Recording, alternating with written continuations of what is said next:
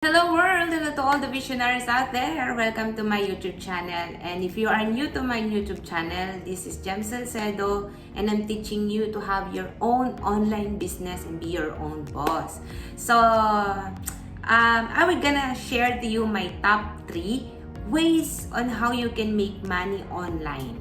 And then you can support your family and your ministry. So, this is my top 3 ways that I can share to you.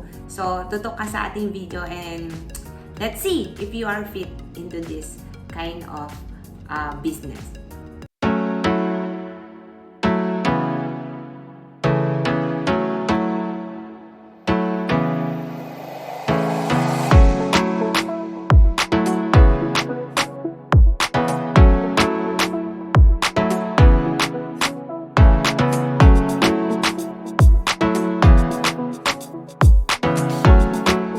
Give you only my 3 top ways, but disclaimer lang, 3 top ways for me na nagbibigay sa akin ng more time, and dahil ako ay full-time sa church, full-time mom din, I want this top 3 na fit talaga sa akin, o fit na fit sa akin as a mom and as a full-time.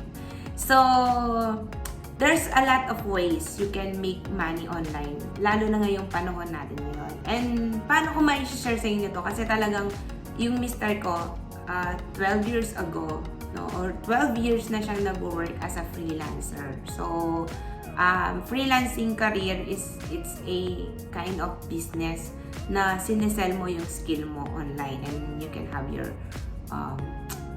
work, your income. Yan. So, and nakita ko yung mas scalable income, you can have your own business. And yung time mo, hawak mo, tapos if you want to fully dedicated to it, you can do it. Or if you want to have a part-time na gusto mo, you can make it.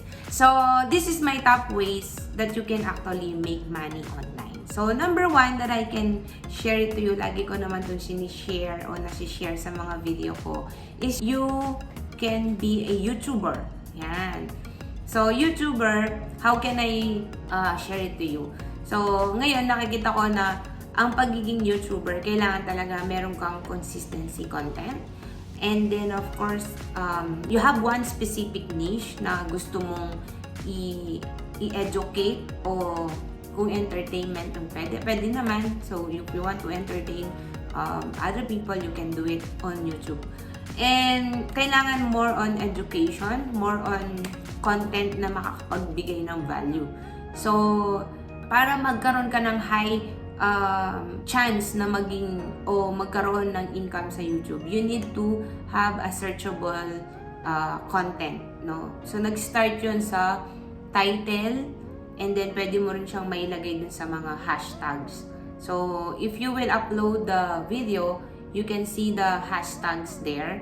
Ang YouTube kasi, ang nagmamay-ari ng YouTube ay ang Google. So, if they are searching for a specific title or specific problem, and then you have the specific title na inilagay mo doon, no? Kunyari, example natin, ways that I can make money online. So, merong resemblance or relevance yung title natin ngayon na 3 ways you actually make money online. So, pwedeng gawin ni Google o gawin ni YouTube na ipakita ako dun sa mga taong nagsisearch ng how to make money online. So, that can cause you to have a lot of subscribers. So, ako ngayon, I'm not in the massive, hindi ko masyado siyang ginaano sa mga maraming viewers or subscribers. I want to be specific to my niche, and I want to be seen by the people na gusto kong maging target, o yung mga tawag dito, yung mga pwede kong maging customer in the near future. So, yun. So, you can do it, and other people make a money through their views, to their subscribers. Of course, pag marami ka ng views, marami ka ng subscribers, you can introduce your product if you have your product, or you can do an affiliate marketing. Meron kang product na pwede mong i-market or yung tinatawag nating i-ads through your YouTube channel because you have a lot of views and a lot of subscribers. So yan yung kaya ka kikita as a YouTuber. So I think this is one of the best way that I can teach you kasi ito yung mga natutunan ko na mabilis silang makapagano. So if you will learn the algorithm and then you know how to search for a right title, for right tags, no, pwede mong matutunan o pwede kang magkaroon ng monetization through YouTube if you want to be a YouTuber. That is one ways that I can share it to you. Alright, so number 2 naman tayo. This is my business. Of course, one, ginagamit ko yung YouTube din ngayon for my organic growth, for my organic traffic. But that number 2 is I make an online courses for the people na gustong mag-create din ng kanilang sariling online courses. So this is one of the massive growth na masasabi kong kailangan mong i-search if you are interested in it. Kasi dito, creating an online course, it's all about what is your passion, what is your skill, what is your expertise, what is your yung mga na-learn mo. So you can do it and create it via digital product. If you have a website or if you don't have a website. Pero sa Pilipinas kasi hindi pa uso yung mga like Skillshare, Udemy. So actually, sine-check namin mag-asawa if we can do a website for the people na gustong mag-create ng courses nila. But I want you to know that creating online business now is a massive growth. Kasi marami na talagang mga tao ngayon na nag-create ng o nag-take ng online course para magkaroon sila ng information and transformation na kailangan nila. Like, there's a lot of specific online courses. Actually, ang nakita ko talaga, so that you can be impactful, magkaroon ng impact yung online course mo, you need to create an online that can transform a person. Yan. So, for me, I want to help especially the visionaries, all the people out there na gusto talaga nilang magkaroon ng time at magkaroon ng income, scalable income, para mabigay nila yung todo-todo nilang time sa ministry. Yan. And of course, sa family, hindi nawawala yun. So, for me, that is one of my transformation that I can give to my online courses. So, that I will gonna teach them. So, yung creating online courses, if you can search it, again, it's not all about information only. It's all about transforming the person. Yan. So, for me, one of my best lesson that I can give in my online course is they will see themselves that they are a child of God, that they can have a lot of income or they can make their selves successful for the glory of God. Yan. So, then I will awakening their identity in Christ. So, that is my number 2 ways that you can make money online that I can share it with you. Okay, so number 3 naman tayo is membership program. So, it's part of having a online courses, but na-share ko na to sa isang video ko. You can check it on how to make money online. So, I suggest that this is one of best ways that I can do it. You can do it also, so that you can have money online. So, membership, if you have a website. Yan.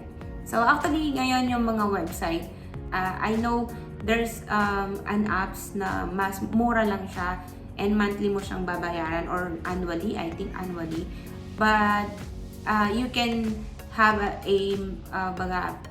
pwede mo siyang gamitin para magkaroon ka ng membership program. Sa membership programs na may share ko sa'yo is to inform. Yan. Many information, and of course, dahil gusto mo silang tulungan, you are always making a new content into your website so that they can access all your members.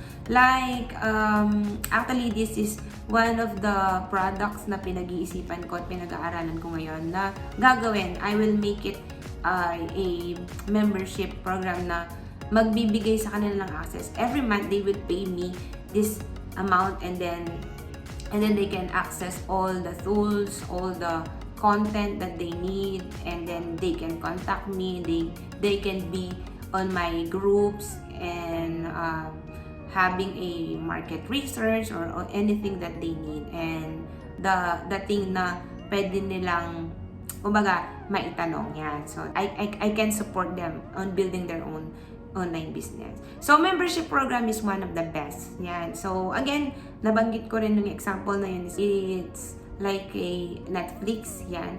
So that if they will be a member of a Netflix, they can able to access all the videos, all the movies that they want. Yan. So sa membership program, ganun din. So ito yung isa sa mga kagandahan ng entrepreneurship. Pag business people ka, you need to be generous to your customer so that you can help them, you can give them value, you can serve them. Yan. So these 3 ways you can start doing it online so that you can support your family and your ministry. So if you want more videos on how to build your own online business, or if you have any question on how to have your own online business, you can comment below, or you can ask anything you want me to do a video so that I can educate or inform you and I can help you. Yan. So, and again, I have my ebook, The Purposeful Business. Yan. So, nag-create ako ng ebook na magtutulong sa'yo kung paano mo makikita na paano mag-business ng may purpose. Yan. O paano mag-business nang hindi nawawala yung kanyang purpose. And how to get there. How to get there, how to be there. Yan. So, di ba maraming mga businesses ngayon, they don't have or they are lack in purpose, or they don't know the vision or the mission behind their business.